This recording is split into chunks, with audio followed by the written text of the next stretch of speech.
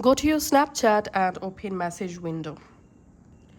Now, long press the chat that you want to hide. Tap on Chat and Notification Settings. Tap on Delete Chats. Select Never. Again, long press the chat. Tap on Chat and Notification Settings. And here we have to turn on this Keep Snaps in Chat option. Tap on Done. Now, it's time to hide the snap. All you have to need, long press the chat, tap on Chat and Notification Settings, tap on Clear from Chat Feed. And we can see this will clear the conversation from your feed.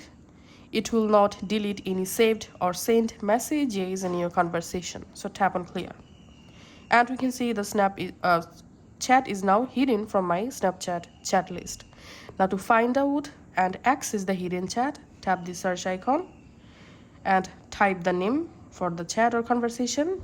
Open the chat, and here you can see all messages and snaps are still there. So that's how you can actually do it.